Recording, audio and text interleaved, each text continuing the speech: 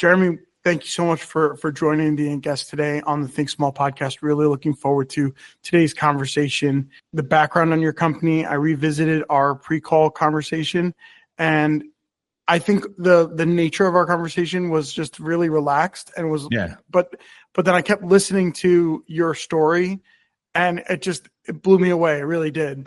So, so let's jump right in, right? Tell us about the origin of how you got started and the company that you've grown. Sure. So, crazy. It is a crazy story. And, it started with me way back in the day wanting to be an engineer, mechanical engineer. And so that's the path I chose and went through college for that, went through junior college and then transferred and went to 4-year college and then got a degree and then actually went and got a job doing it and realized pretty quickly that like I enjoyed the art side of things a little bit more than I did the mechanical engineering side of things, drawing, doing that kind of stuff. Look forward to do that part of the job, but the analytical side of things, all of that stuff just started to get to me after a while. And so 22 years in, I just felt the stresses of, a daily life of an engineer, and really trying to get those things rationalized in my head. Is this what I want to be doing for the rest of my life? And so I was searching for other things to do. And my son decided to start a clothing line when he was 16 years old. Being a dad, I just was like, I coached football before. So I knew about screen printing and how much it costs. And I'm like, listen, we could probably figure this out and you could actually make some money on it. So I went and built a press because that's what engineers do. I found plans online and built it out of scrap lumber over Christmas. And we started printing shirts, had no clue what we were doing. And, just as a side hustle, little hobby for my son, really. And we sold about 100 shirts. And I quickly realized that I really didn't know what I was doing. He didn't really know what he was doing. So we decided just to go ahead and I took a day off of work and went and took a screen printing class. And I really fell in love with the process and decided to go ahead and buy a starter package. It was like $7,000 starter package. And so when I did that, I came home and I told him, hey, I think I want to, do a little side hustle with this. It cost me $7,000 to do. If you buy in for $500, because he had made a little money. So you buy in for $500 and we'll do this as a side hustle. We'll have some fun. And I don't know, we'll put it out there to church and people that we know, we can do your screen printing. And he did not take an interest in actually printing the shirts. So I found myself printing the shirts a lot. And I started to get some business from the church people. And ironically enough, third job in, I learned how to bid a little bit on larger projects and bid on the University of South Carolina's baseball team's opening day shirts. It was like a 6,000 piece order. And I bid on it and I got it. And then I was like, oh crap, now what do I do? Because I had this little manual four station machine. I was not going to do that by hand. So I subbed it out, did not print a thing on that job, but sold it anyways. Still made a $9,000 profit on the job, paid off my equipment in the third job, and was like, okay, there's something to this. Fast forward another year, we're just doing a side hustle. And I was like, man, this is where I was working for 40, 50 plus hours a week, overtime, holidays, all this stuff. And then these projects were, either not fulfilling from the engineering side of the world, from my boss's perspective, or if it was just whatever it was, it just seemed like it was like a what have you done for me lately mentality in the engineering world, all stress, and then that was great. You made that work. Now do something else. Like it was never satisfying to me. And so I was like, you know what? Told my wife, I'm going to quit my job. We're going to try doing the screen printing thing. What's the worst that can happen? And we'll just go back to being an engineer. And so she thought I was crazy. Most of the people I knew thought I was crazy. But again, I just had like this idea that I could make this work. And so, yeah, we jumped in, got a little small. We took it from a spare bedroom to a garage, opened up a little 500 square foot facility. That quickly grew to 1,000 square foot to 3,000 square foot to 5 to 7 to 12. And now we're in a 12,000 square foot, 10 years later. And we turned a little side hustle into a couple $1 million business. Yeah, that it is. Right? Like when you think of the scope, right? I mean, it starts off as this like, hey, why not? And then now it's taken on a life of its own. It's pretty incredible. Yeah, it is. It has. It wasn't easy. I had me and my wife kind of joked around. We had this like mission vision of just let's go ahead and pay the bills. That was the mission. That was the vision. My son quickly didn't want to do it anymore, so it was literally just me for a good while. But I had a background in I could draw, and I taught myself Adobe Illustrator, taught myself Photoshop and all that stuff. So you learned a software. That's what I found out engineering was too. You learn a software, the computers these days and the things you can find and learn. And even the software is just so powerful that, you're not sitting doing math all the time to figure things out. You're testing things out on computers and getting them to work in real time 3D.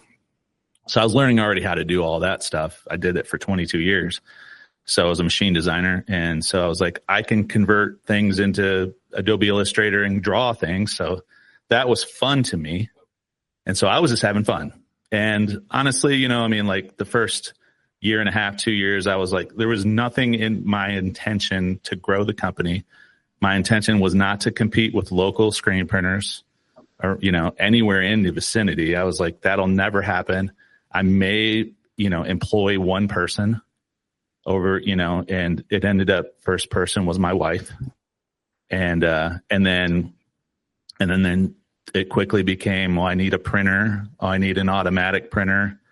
I need I need someone to clean screens. I need somebody to do some embroidery, and we started growing the business. And then, got probably 6 years in when we hit like kind of like this upward kind of momentum in the industry and got nationally recognized. And from that point forward, it was like a rocket ship of growth and popularity in the industry, and started a podcast, got recognized by some major manufacturers. And we've parlayed that whole experience through the podcast and everything else. And now we find ourselves 10 years later. I partnered with one business, who became a co-owner in the business with me along with my wife. So we have 3 owners at Rockhill Printing. And we also inherited a company that had needed to be rescued. Basically, we helped rescue them and their customers, and we took on a lot of their employees. So we grew from over one weekend a couple of years ago, we grew from an 8-employee company to 16 employees, 3 companies in one, and basically doubled our growth in that month and a half, and then just took it from there. So that's where we started jumping. Fast growing, I do not recommend it at all.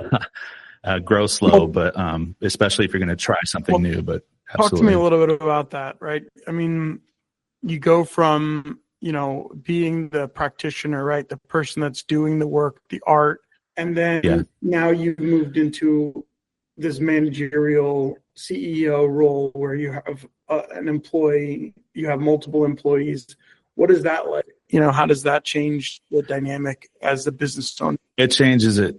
It absolutely changes it. And you gotta think, that's where most people either make or break their businesses. I feel like, it's that whole perspective where you get stuck working in the business and you have no opportunity to work on the business.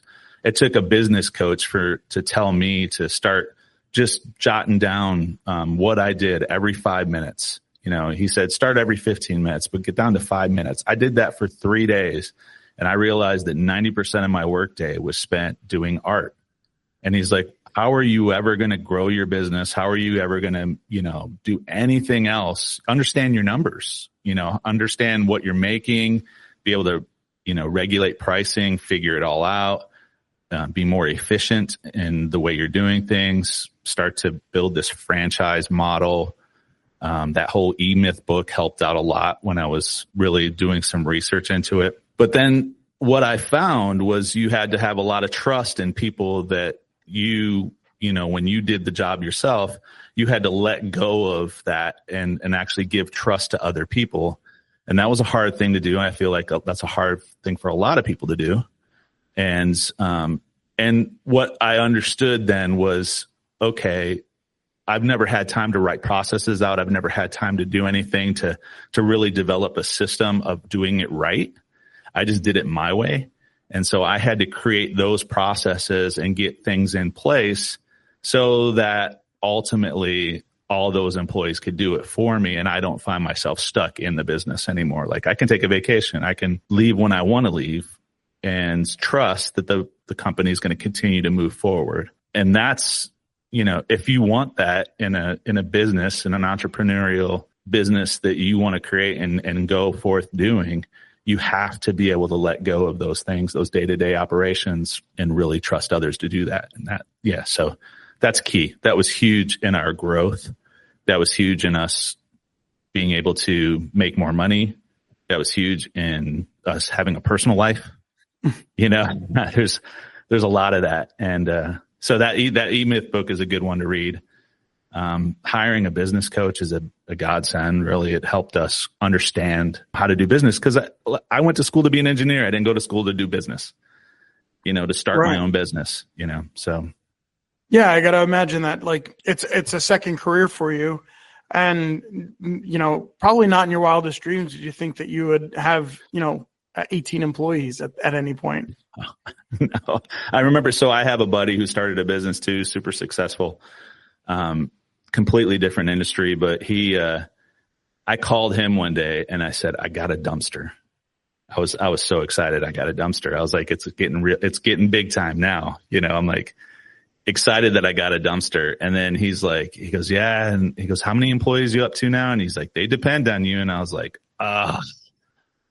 man, you said those words and it just really hit me like, oh my gosh, like they do depend on me. Like they're live, like they're living the way they live, their livelihood or whatever else is solely dependent on me making this business successful and keeping it running so that they can have a job and that they can, have families and do their thing. And yeah, so that was a big reality check for me to understand that, to take that to heart, and then really want the companies to succeed for my employees, not necessarily just for me. Yeah, no, it's like it's that amount of pressure really, honestly, probably pushed you further out of that, like out of the role of an employee and really more into the role of CEO, right? It's like the realization that, hey, these people are really depending on me. Their financial security, their livelihood is dependent on this company doing well.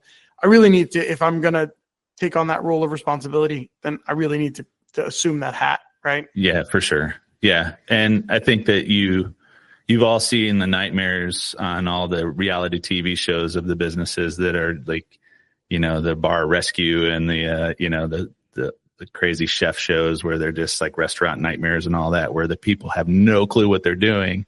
They have no processes, and it's just like a crazy zoo of a business. And, they have to have people come in and save them. I mean, that could be in any situation that you do, like any company that you own. If you don't take those things seriously, you could end up like that. And that's why I said most people fail. The entrepreneurship journey usually only lasts about 3 years. We had a guest on the podcast just the other day, Tom from Big Sky Franchising, and he was talking about some of the recipes for success. And one of his key criteria is the like processes, right? Having them written out down to the tooth, making sure that you've really outlined exactly how the job is supposed to be done. So that way, you can hand it to somebody and say, who doesn't know anything about, for instance, screen printing. If I applied for your job, I should be able to read an instruction manual. Absolutely. And basically, based off of what you've set out, and get that job done. And one of the things we started doing here for that specific reason was because, I think a lot of people struggle to hire. And it's, and if you don't have the processes in place, like you're hiring and they think it's a total joke because you don't have your act together. If you don't have the time as an owner to train them or have the right people in place to train them, right? Like, how are they going to ever learn that position? And you just throw them to the wolves and you just set them up to fail, right? Like, here, print this job. I've never operated a machine before. And that's the reality. You don't go get screen printers with, like a ton of knowledge and experience because they just don't exist. We have a specialty industry. People are usually artsy that like to do it. They got to love to work with their hands. They got to love to get dirty. They got to love to work in the heat. But, we set our dryers at 700 degrees. There's no air conditioning that competes with that, right? Right. And it's not that hot, but that's a factor. The ambient air is warm. So all those things, it's hard to find people to work for you. So you do have to get your act in an order, where we started a certification program. We're like, listen, in order to work as a shop assistant, we need you to learn every single aspect of the company as far as what it takes to make a t-shirt. Turns out it's not that easy to make a t-shirt. There's like 19 steps involved in it. And just show them that first, and then go, is this something you want to be a part of? Is this something you want to do? And then, all right, we hire them in on a temporary basis, and we say, all right, work in it. We'll do a working job interview for a week, and then we'll start them on a certification. And that certification is just learn every single thing that goes into making a shirt. And when you do that, check it off the box. And when you complete that, we'll take a little test, and you'll be certified as a production assistant at Rockhill Screen Printing. Give them a certificate. I actually have a certificate here. I don't know if you can see that or not. So like a certificate saying you've completed your steps. And it's a proud moment, honestly, for a lot of these people that take this stuff. They're like, all right, because they can use that on their resume, right? They can take it, say, hey, I was certified shop assistant. I know how to do everything in the shop. And then you do the next level, which is learn how to be a printer. And you do the same exact thing for the printer. And now you've took them through every single step of the process and trained them in every single thing that you can train them in, and made them take tests on it, and you give them the tools they need and the training they need, and then they're successful. And then, then you can leave them alone to do their job and trust that they're actually going to do it the right way. Yeah.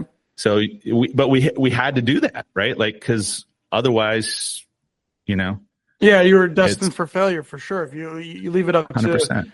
to, blind leading the blind at that point, right? I know that we talked a little bit about, you'd recently ran a workshop where you had screen printers from around the region, around the country, come to your location and then actually kind of see how you do what you do. So it feels like that you put in the groundwork on, outlining all these processes. You've got this certificate program for your new employees, and then you naturally were able to then expand that to, hey, I can help others outside of my role. Right? And you got to have the right mentality. I think that you could easily get into this, we call it the good old boy network, especially when it's down south here in South Carolina, where companies are competing. It's like they're dog and cat. They're going against, they want to put you out of business, right? And we were like, we want to have that brewer's mentality where if you go into any craft brewery, and you can do it in any state, go into any craft brewery, they're buddies with all the brewers around town. They have one thing in common. They're just making beer, right? Right. And they go and support each other. In fact, you'll find them there having a beer with them, or going in collaboration with them. And I'm like, why can't that be the same in my world? Why can't that be a screen printing, the same as everybody else, as that brewer mentality? And so I purposely wanted to network and get to know what I would classify as competitors, but I'm not calling them the competitors anymore. I'm calling them, partners in the industry. Like if they got jobs and I'm not trying to steal those jobs away from them. I'm like, yes, print local. I don't care who you use. Use somebody local. Let's support the local economy. Rising tides raises all ships.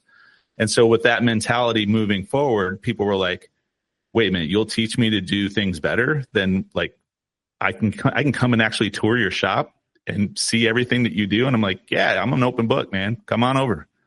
So we've had open houses where shops, like you said, come in and they learn how to do things better. We've gotten to where we become a hub for that. So we had something called the Print Homey Playbook back in May. And we ended up with 42 shops from all around the country. And one of the classes I took was, what I taught was purposeful production management. And that's basically how to set up your shop to run effectively, efficiently, to, arrange your equipment in a certain way. A lot of the lean manufacturing practices that I used in engineering, I just parlayed those experiences and that education into the screen printing world and developed steps and standards. So the processes that we have in place, people are like, I need to do that. I need to do that. And then they've come in and said, hey, I organize ink this way with the catalog system. And I'm walking away going, when they leave, I'm doing it too. Like we're learning from each other. Right. And we will all be better off that way than not doing it that way, right? Like putting each other out of business is not the way. We make up these rules to the game, and there are no rules. The rules are only what we make them up to be, right? Like, so I'm trying to change the rules and go, hey, we can all do this. We can all be friends. We can all be successful. And so helping other shops out was that original mentality, right? And that's kind of made us even more popular in the industry, and people see that. And they're like, oh, our product sells itself. It's such a cool place to be, to hang out. So that was the goal. And that's what we created. Nice. One of the things that you said, it really kind of sparked something. It might be a little bit of a curveball, was around shop local, right? And I love that I always try to shop local if I can, right? Yeah. I'm wondering how rise in costs has impacted your business and how you maybe, tried to work around that, try to keep your costs low with tariffs. And I don't know how much of that has been really affected you or not, but I am really curious about how you've tried your best in the last year or so deal with the sort of economy of rising prices. I think that you can look in any t-shirt that you own, any clothing that you own, and where is it 90% made at? It's in India, China, Honduras, Guatemala. Those places are, and that's why the reason why I live in a textile town, South Carolina. Rockhill, South Carolina was one of the home of bleaching and textiles in the industry. I mean, we're the first city to print on sheets that made it out into like put decorated sheets out. And all that textile moved out in the 90s. And went to Mexico and all overseas. And that's where it's at now. So the reality is every single shirt that we purchase, with the exception of maybe 2 brands, is made outside the U.S. or processed outside the U.S. The cotton's grown in the U.S., made outside the U.S. All the popular brands are. So, yeah, we got hit with tariffs right away. But I think consumers locally and throughout the industry got hit with the same tariffs. Like it's not any surprise, but a lot of the ink supplies come from Canada. So it's hard to find anything made in the USA in this industry. Right? The equipment's even made in Poland and all these other locations. So it's, yes, tariffs has affected the people purchasing equipment. In this last year, we've had to reassess how we deal with purchasing equipment. We went and bought an embroidery machine this year. We purchased it used from another, shop in Alabama. So you start to change the way you do business and adapt so that, and explain. If you're honest and transparent with your customer base, it's okay. It ends up working out. Right. But we did cut back on some things. We just stopped carrying some things. We stopped offering things. We reassessed our business and said, where can we still make money and it not really be affected? The embroidery was a huge thing for us because it's just the margins were there.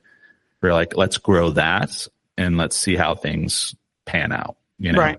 And I guess it talks to also like making sure that you're really dialing in on, your RFP process, right? Like when somebody approaches you, it's like, all right, like let's actually make sure that we are correctly quoting this and correctly bidding on this. So that way we can operate, on those margins that we've already sort of budgeted for.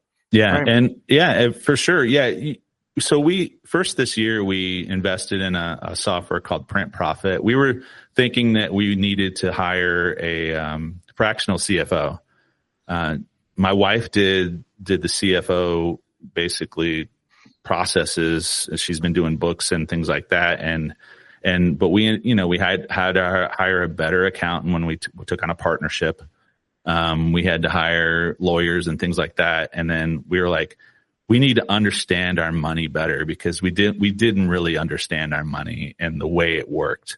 And we got introduced to a guy who fractional CFO. He was actually on the other podcast, you guys, the Think podcast or Think Factory. Think Factory. He was on Think Factory. Nick Garlic from Print Profit. And so he fractional CFO, he helps you understand your numbers. So then we were like able to see, okay, here's our fixed cost. And, a lot of people don't put labor into their fixed costs. Like they think, to keep the machines running, we'll make more money, And the reality is you pay the people the same amount of money every week, whether you don't pay them on output, you pay them by hourly. So that whole thing, us understanding that and then really developing that kind of budget to see what the hump in the hill had to be to get over that to start making profit changed the way we started selling.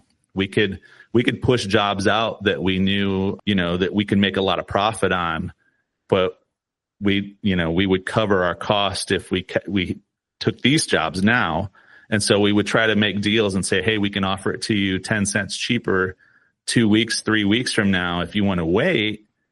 And you can save and get that lower price. But we knew that we were going to get over that hump and that whole job was going to be 100% profit.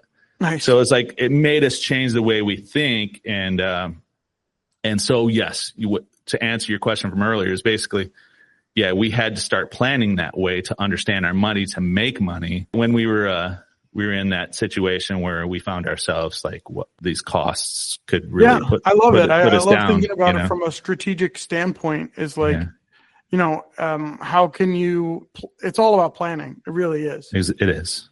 Yeah. Understanding your numbers. Like not many businesses understand like 100%. They might trust somebody to do it for them, but does an owner, founder really truly understand, how much money he's making or losing? He doesn't usually find that out until the bank tells him, right? Or somebody, the accountant goes, you owe this much in taxes. And you're like, oh no, so. Yeah. Suppose there's a couple of questions that I wanted to ask. I mean, maybe one of the first obstacles that you approached, I know that we talked a little bit about, you went from 6 employees to 18 employees over the course of a weekend.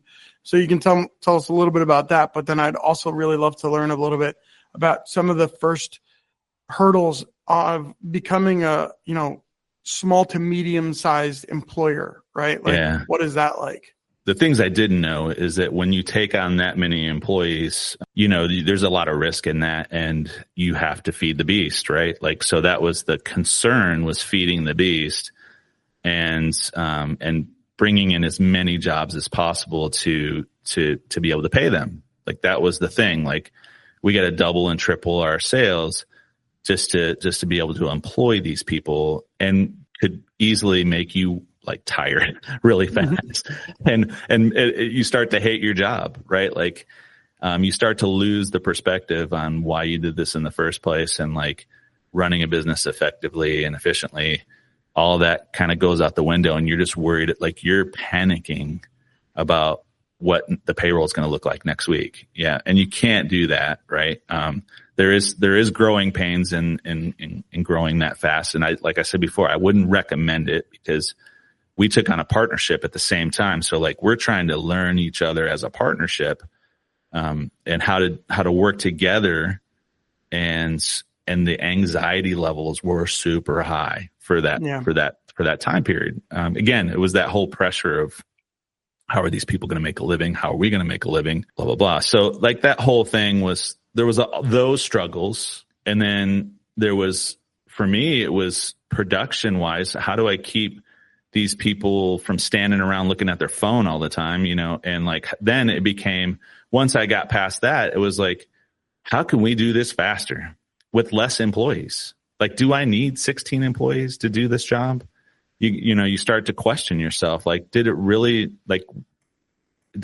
take that many people to do this? And so we started to improve processes and really think about the steps that we were taking to complete that job. And you start to realize that you can, you read the 2-second lane and all the different things, and you realize that you can do that same job in way less steps, in way quicker, way more effectively, And so we started to implement those processes and we had maybe 10, 12 people in the shop. We went down to 6, did the same amount of work. In fact, did it better with 6 employees than we did 12. And that was through attrition. We didn't really fire anybody unless they were asking to be fired, doing stupid stuff. Right. But, we just found that we could do it better. Right?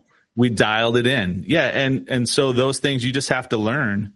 And that's all by trial and error, honestly. I mean, it's figuring out what works for your business. So that was a struggle we went through, growing fast, paying those people.